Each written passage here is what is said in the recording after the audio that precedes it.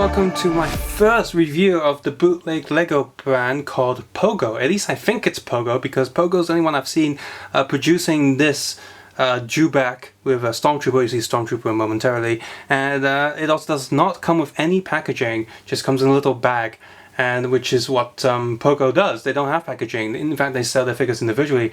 The only reason I haven't reviewed any Pogo stuff yet is because A, I haven't seen hardly any of them in the streets of Hong Kong. Sounds like some movie, The Streets of Hong Kong.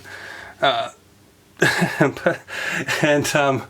they sell them figures individually from their official Taobao site, which I keep forgetting to get Taobao points, you know, Taobao currency, like Steam points, Xbox points, PlayStation currency, whatever, to get it. I keep telling myself I've got to go get it, but then I run out of cash in my pocket. I'm like, oh, I'm not going to go get it. Blah blah blah blah blah. But anyway, I saw this, decided to pick it up. I also picked up some Joker Clown Goons, which I believe are Pogo as well, which I will also take a look at soon. So yeah, this guy. So before we take a look at him in detail, yep, he does come with like one instruction sheet, which is the paper quality is slightly plasticky and laminated. Feels more durable than a Lego instruction sheet, and it's pretty much just a straight copy from the Lego instruction sheet. But yeah, it's fine. It works. So back to this guy, and yeah, he's got pretty much no articulation apart from the mouth, and I never had a Lego dewback, so I don't know if that's the problem with the mouth or not. But it's quite hard to get my fingernail in there to pull his mouth open. It's like a cat. It's like, brush your teeth.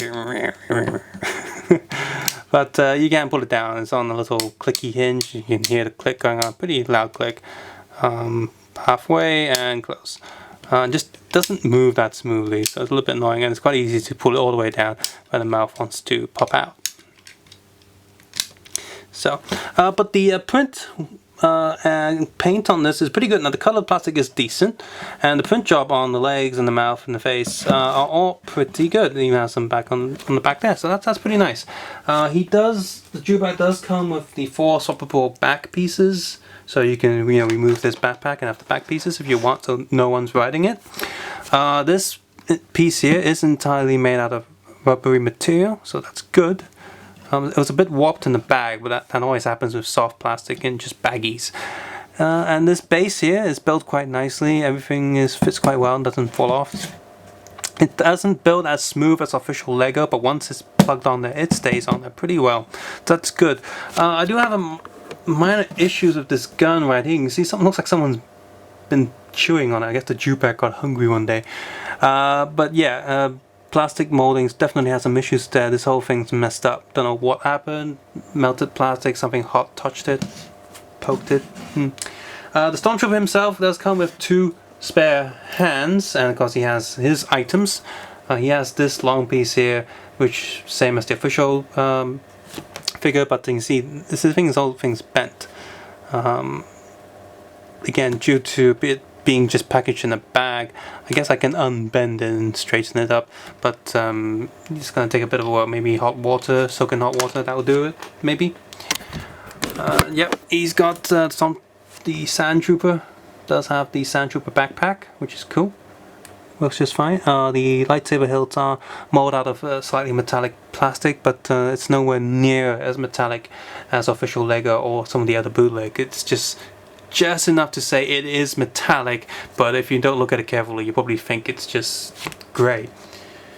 And finally, we take a look at the Stormtrooper himself.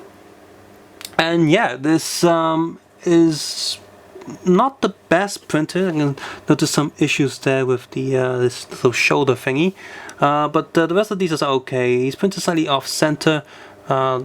This body does not hold the hips too much. You see, it's quite loose. The arms move okay. One arm's tighter than the other. The face paint also looks a little bit wrong. I can't explain what it is, just looks a bit off. You see this huge plastic molding line going on top of the helmet. Look at the back. Now the back's printed pretty much spot on. No problems with the back print.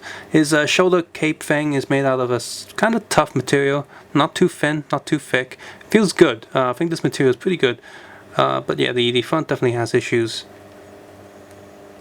Leg is okay. If I just pull that up, the face is printed decently. I never liked this face anyway, but it gets the job done. It is definitely wrong.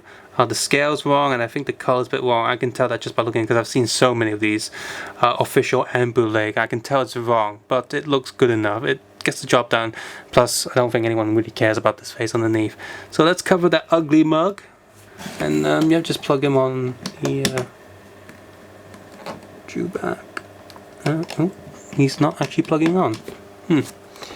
Oh, that's a problem. Trooper, sit on the... Well, that was a bit of a hassle to get him on there, and since his hip joint's kind of loose, I'm probably going to have troubles putting him out. Oh no, that does it.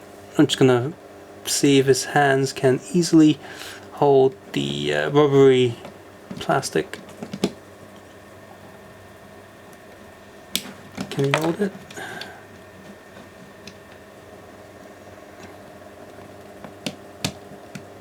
Oh, kinda. And yeah, this is where the flaws start coming in for this bootleg, is when you're trying to put the trooper on him. Yeah, that kind of feels a bit weird. Well, at least it gets the job done. The drawback itself is really nice, but the figure not so much. So yeah, this thing I got it for 40 Hong Kong dollars. I think that was a bit too much for this. If this was 20 Hong Kong dollars or 30, yeah, okay. But 40 feels just a bit too much. If the trooper was nicer, I wouldn't be complaining at all. But the trooper isn't that nice. So still, it's definitely cheaper than the real thing, and the trooper itself is okay. So if you're building some sort of like Tatooine diorama, you have some official Lego stuff, and you just want to have some extra trooper in the back but don't want to spend too much, this trooper is definitely okay. Just maybe get some better Stormtroopers. Maybe the Xingyon Stormtroopers I reviewed a while ago. Those would be better than this, all the Dooku stuff. So great Chewbacca, not so much Trooper.